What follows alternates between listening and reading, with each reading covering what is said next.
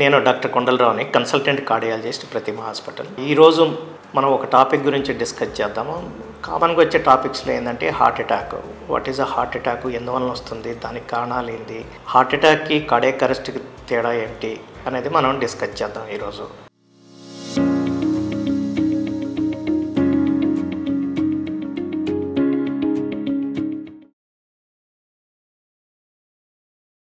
Heart attack సాధారణంగా వరల్డ్లో ఇది leading cause of the death all over the world. Almost 18 to 20 million people are dying because of a heart attack every year. ఇండియాలో కూడా ఇది number 1 కారణం మరణించడానికి. ఈ heart attack అంటే ఏంటంటే పేషెంట్కి సడన్గా కార్డియాక్ పెయిన్ వచ్చి ఛాతీలో నొప్పి రావటం, చేతికి రేడియేట్ కావటం. ఈ పెయిన్ రావటం వల్ల ఏమవుతుందంటే హార్ట్ అటాక్ వస్తాయి. హార్ట్ అటాక్ ఎందువల్ల వస్తుందంటే హార్ట్కి సప్లై చేసే రక్తనాళాలు సడన్గా బంద్ అయిపోతాయి, క్లోజ్ అయిపోతాయి. క్లోజ్ కావటం వల్ల ఏంటంటే హార్ట్కి సర్క్యులేషన్, ఆక్సిజన్ అందకపోవటం వల్ల they will have the heart attack. ఈ హార్ట్ అటాక్ రావడానికి ముఖ్య కారణాలు ఏంటంటే సిగరెట్ తాగటం ఒకటి, 2 బీపీ కానీ షుగర్ కానీ ఉండటం, లేకపోతే హై కొలెస్ట్రాల్ ఉండటం వల్ల కానీ, ఆరు వంశపారంపర్యం కూడా వచ్చే ఛాన్సెస్ ఉంటుంది. ఇది మనం కంట్రోల్ చేయొచ్చు. మనం హార్ట్ అటాక్ రావడానికి మాడిఫైబుల్ ఫ్యాక్టర్స్, అన్మాడిఫైబుల్ ఫ్యాక్టర్స్ అంటారు. మాడిఫైబుల్ ఫ్యాక్టర్స్ అంటే ఏంటంటే మనం లైఫ్ స్టైల్ చేంజ్ చేసుకొని, షుగర్ కంట్రోల్ పెట్టుకొని, బీపీ కంట్రోల్ పెట్టుకొని, కొలెస్ట్రాల్ కంట్రోల్ పెట్టుకుంటే హార్ట్ అటాక్ మనం కంట్రోల్ చేయొచ్చు, ఆర్ రాకుండా చూడవచ్చు. నాన్ మాడిఫైబుల్ రిస్క్ ఫ్యాక్టర్స్ ఏంటంటే మేల్ పేషెంట్స్లో, పురుషుల్లో హార్ట్ అటాక్ ఎక్కువగా వచ్చే ఛాన్సెస్ ఉంటుంది స్త్రీల కంటే.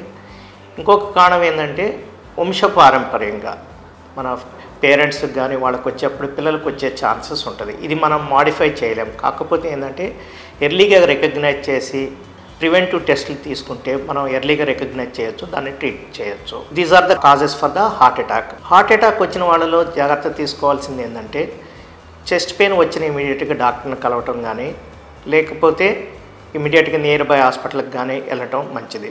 ఇనిషియల్గా ఏంటంటే ఈసీజీ తీస్తారు, 2 బ్లడ్ టెస్టులు చేస్తారు, ట్రోపోనిన్ అనే టెస్ట్. ఒక్కసారి హార్ట్ అటాక్ అని కన్ఫర్మ్ అయిన తర్వాత అడ్మిషన్ చేసి దెన్ ట్రీట్మెంట్ స్టార్ట్ చేయాల్సి వస్తుంది.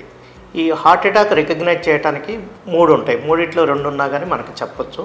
క్లాసికల్ చెస్ట్ పెయిన్ ఒకటి, ఎంజైమ్స్ అంటే ట్రోపోనిన్, 3 ఈసీజీ. ఈ 3లో 3 ఉంటే డెఫినెట్గా హార్ట్ అటాక్ అనేది రికగ్నైజ్ చేయొచ్చు.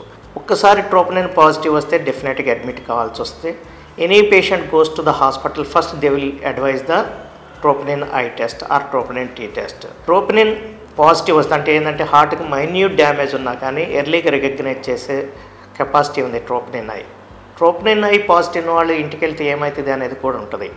ఈ ఇంటికి వెళ్తే హార్ట్ అటాక్ రావడం, సడన్ కార్డియాక్ డెత్ అయ్యే ఛాన్సెస్ ఉంటుంది. అందుకనే ట్రోపోనిన్ పాజిటివ్ వచ్చిన ప్రతి పేషెంట్ని మనం అడ్మిట్ చేయాల్సిన పరిస్థితి ఉంది.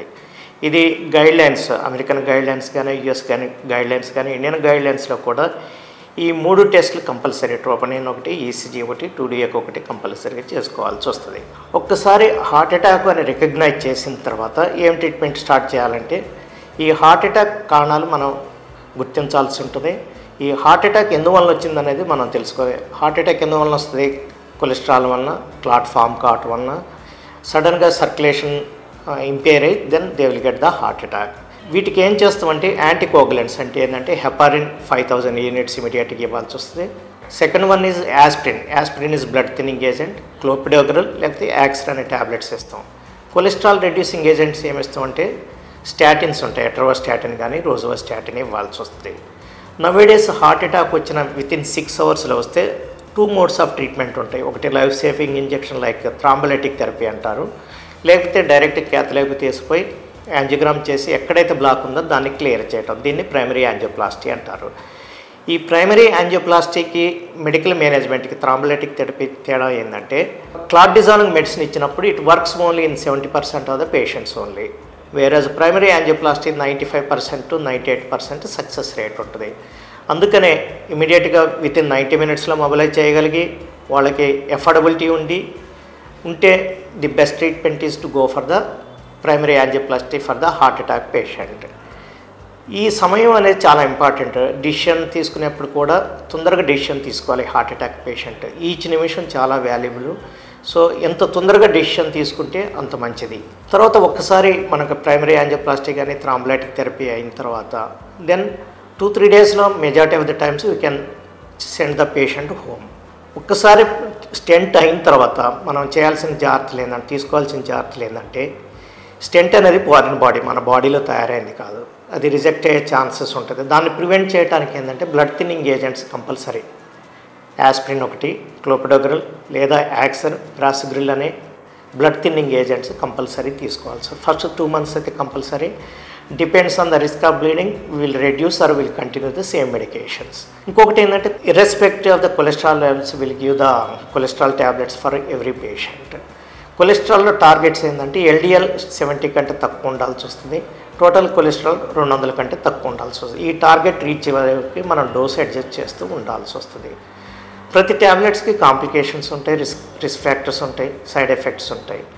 ఈ కొలెస్ట్రాల్ ట్యాబ్లెట్తో ఏంటంటే బాడీ పెయిన్స్ రావచ్చు కొంతమందికి స్లీప్ డిస్టర్బెన్సెస్ ఉండొచ్చు, ఆర్ మజిల్ ఎంజైమ్స్ ఉండొచ్చు. దీని కొరకు ఏంటంటే పీరియాడికల్గా ఎల్ఎఫ్టీ అనే టెస్ట్ చేసుకోవాలి, సిపికే అనే టెస్ట్ చేసుకోవాల్సి వస్తుంది.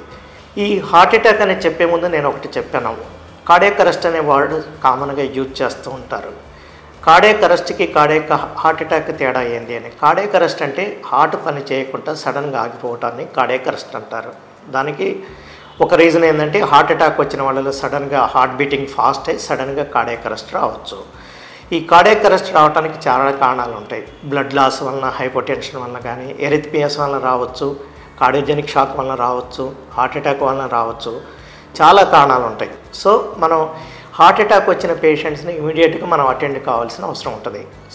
ఫర్ ఎగ్జాంపుల్ పేషెంట్ కొలాప్స్ అయ్యాడు అనుకోండి, బ్రీతింగ్ లేదు, హార్ట్ బీటింగ్ లేదంటే ఇనిషియల్గా మనం ప్రైమరీ ట్రీట్మెంట్ ఇవ్వాల్సి వస్తుంది. ఆ ప్రైమరీ ట్రీట్మెంట్ని మనం ఏమంటారు, సిపిఆర్ అంటాం, కార్డియోపల్మనరీ రిసస్టేషన్. ఇందులో ఏం చేస్తామంటే చెస్ట్ మధ్యలో పెట్టేసి హార్ట్ కంప్రెషన్ చేయాలి. Heart compressions at rate of 100 beats per minute. Any lay persons can give this CPR. ఇంకొకటి ఏంటంటే, you have to ask for the help, anybody is there, you call the 108 ambulance, or if another rescuer is there, ask him to help you. Because CPR కంటిన్యూస్గా చేయాలంటే it is very exhausting. So alternative చేయాల్సి వస్తుంది ఇంకొకళ్ళు ఉంటే. Till you get the medical assistance you have to continue the CPR, cardiopulmonary resuscitation. ఇంకొకటి ఏంటంటే, వంశపారంపర్యంగా వస్తుందని చెప్పాను. వంశపారంపర్యంగా వచ్చే ఏంటంటే, ఫ్యామిలీలో less than 60 years ఎవరికైనా కానీ హార్ట్ అటాక్స్, పేరెంట్స్ కావచ్చు, క్లోజ్ రిలేటివ్స్, బ్లడ్ రిలేటివ్స్కి ఎవరైనా ఉన్నప్పుడు మనం ఆఫ్టర్ 35 years ఈ పీరియాడిక్ హార్ట్ చెకప్ చేసుకొని దానికి తగ్గట్టుగా మనం ట్రీట్మెంట్ తీసుకోవాల్సి ఉంటుంది.